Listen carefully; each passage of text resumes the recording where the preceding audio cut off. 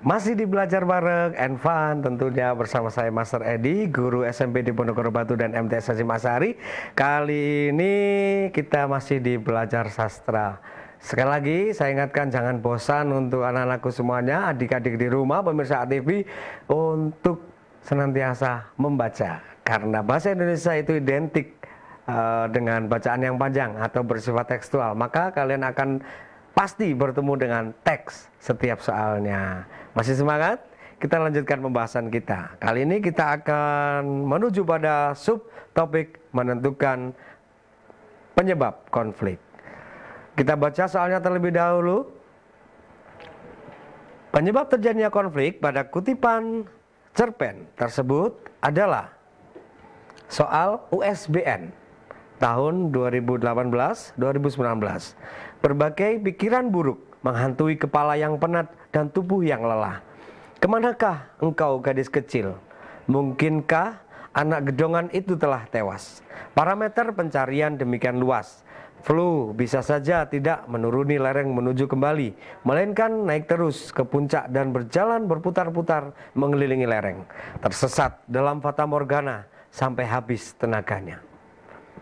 Penyebab terjadinya konflik pada kutipan cerpen tersebut adalah A. Kepala penat dan tubuh yang lelah. B. Parameter pencarian sangat luas. C. Jalan ke lereng berputar-putar. Yang D. Gadis kecil yang dicari telah tewas. Konflik adalah puncak permasalahan atau yang biasa disebut dengan komplikasi atau klimaks, ya. Konflik, permasalahan, klimaks atau komplikasi. Apa kira-kira penyebabnya? Ya, pada teks tersebut sudah saya beri tanda tebal kalimatnya. Kepala yang penat itu menyebabkan konflik di bawahnya, ya. Maka jawaban yang tepat adalah apa kira-kira? Ya, tepat sekali. Jawabannya adalah A. Kita lanjutkan. Masih dengan menentukan penyebab konflik, ya. Konflik yang terjadi pada kutipan cerita tersebut adalah, kita baca ilustrasinya. Biarpun begitu muncul juga dari gua sanubariku, mengalir secepat kilat ke dalam otak menciptakan pikiran-pikiran yang memalukan. Sambil berbaring memeluk guling, tiba-tiba khayal membentang di depan muka mata batinku. Aneh, tak tahan lagi aku. Aku menjadi sebal dan mual, gadis yang jelita dan tidak berdosa itu menjadi korban. Dibaktikan kepada seorang tua bangka, suka makan riba. Kupejamkan mataku, menyusukkan kepalaku ke bawah bantal. Aku tidak mau mengucapnya. Soal USBN tahun 2018-2019. Apa kira-kira konflik yang terjadi pada kutipan cerita tersebut? A. Tokoh aku yang tidak setuju dengan tua bangka. Yang B. Tokoh aku yang tidak setuju gadis jelita jadi korban. C. Tokoh aku yang gelisah dan tidak bisa diatur. D. Tokoh aku yang tidak bisa menyimpan masa lalu. Apa kira-kira?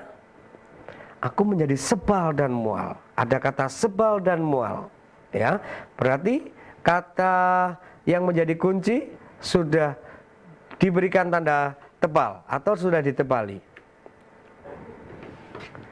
Ya, tidak setuju gadis jelita jadi korban, ya, sesuai dengan kalimat berapa ini? 1, 2, 3, 4. Kebetulan soal di ujian sekolah berstandar nasional tahun kemarin tidak diberikan nomor. Jadi saya membacanya dari titik. Ada berapa ini? 1, 2, 3, 4, 5. Kalimat kelima, ya. Aku menjadi sebal dan mual, gadis jelita yang tidak berdosa. Maka jawaban yang sesuai adalah B. Tokoh aku tidak setuju gadis jelita menjadi korban. Kita lanjutkan, ya. Agak mudah, ya. Semakin ringan. Menentukan tokoh utama, ya. Kita baca soalnya terlebih dahulu. Tokoh utama pada kutipan teks cerita tersebut adalah, apakah Tom? Apakah Pinkan? Apakah Uni? Apakah Rara? Kita baca, ya. Sengaja Pinkan berlama-lama di kamar. Dia menghindari Tom sejak kemarin sore. Dia tidak mau bertemu walaupun Rara sahabatnya meyakinkan bahwa Tom sangat menyesalinya. Tapi Pinkan masih takut kalau Tom memarahinya, atau jangan-jangan wajah Tom masih murung seperti kemarin. Kedua keadaan itu sangat tidak mengenakan. Pinkan merasa seperti pengecut. Lantas apa bedanya dengan Tom? Ia selalu bermuka dua. Pinkan menulis surat sedih yang ditujukan untuk Uni. Ia kini mengerti bagaimana rasanya sebatang kara di negeri orang. Ujian nasional tahun 2018-2019.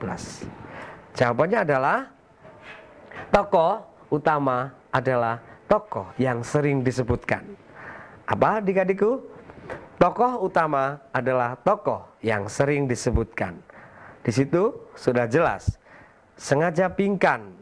Dia merujuk pada nama Pinkan. Dia merujuk pada nama Pinkan. Selanjutnya ada nama Pinkan yang disebut sebanyak 4 kali pada kutipan teks. Maka jelas jawabannya adalah tepat sekali. B. Pinkan jawabannya. Mudah bukan? Kita lanjutkan. Menentukan tokoh utama. Ya. Apakah aku tokoh utamanya, atau ibu, atau ayah, atau Pak Ustadz? Kita baca. Banyak sekali orang yang datang ke rumah sakit untuk mendoakan ayah. Aku terharu melihatnya. Mungkin benar apa kata Pak Ustadz. Jika seorang itu berhati baik, ia tertimpa musibah, maka banyak yang menolongnya. Aku sangat haus. Sejak bangun tadi pagi aku belum sempat minum. Akhirnya aku bergegas ke kantin untuk membeli minum sebentar. Sekembaliku dari kantin, kulihat kamar ayah sudah ditutup. Ada apa sebenarnya? Kak Rizka bilang ayah sedang dalam penanganan dokter. Aku intip dari balik jendela. Aku takut masuk. Di kalimat terakhir ada kata ku kecup. Ya, soal ujian nasional tahun kemarin. Ya, tokoh utamanya kira-kira siapa? Sebelum saya lanjutkan untuk menemukan jawabannya, saya mengingatkan kembali, Master Edi akan mengajak adik-adik untuk sedikit mengupas tentang sudut pandang pengarang. Di mana sudut pandang pengarang itu merupakan cara pengarang menyajikan sebuah tokoh ke dalam cerita. Sudut pandang pengarang ada dua, sudut pandang orang pertama dan sudut pandang orang ketiga. Sudut pandang orang pertama di mana cerita atau cerpen atau novel yang cerita tokohnya disajikan dalam bentuk aku atau ku, ya sudah jelas. Aku, tokohnya aku, berasal dari kata ganti orang pertama aku. Kemudian sudut pandang orang ketiga, yaitu dia, mereka, nama orang. Kebetulan pada soal yang terpampang di layar televisi adik-adik semuanya, tokoh yang banyak disebutkan adalah tokoh aku. Coba dicermati, ada berapa tokoh aku yang sudah Master Edi tebali? 1, 2, 3, 4, 5. Dan di kalimat terakhir ada kata ku, kecup kening ayah.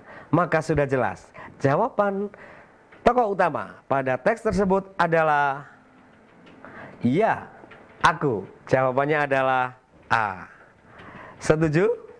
Ya, baiklah adik-adikku semuanya, kita lanjutkan. Apakah soalnya masih berhubungan dengan tokoh utama?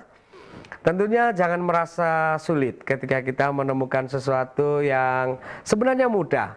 Jadi adik-adikku semuanya perlu hanya sedikit teliti saja untuk menemukan kata kuncinya. Seperti halnya tokoh ini. Sebenarnya ini kan soal bonus. Adik-adikku semuanya di rumah bisa mendapatkan bonus nilai dari soal model seperti ini. Tentunya bukan kesulitan.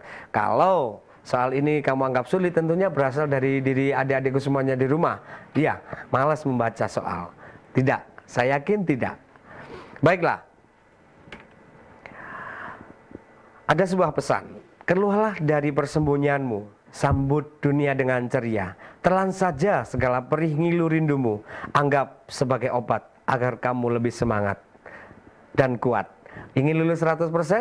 Tentunya adik-adikku semuanya bisa sukses mendapatkan nilai ujian nasional 100 untuk bahasa Indonesia. Tetap semangat dan kita akan kembali lagi setelah jeda iklan berikut ini masih di Belajar Bareng and Fun.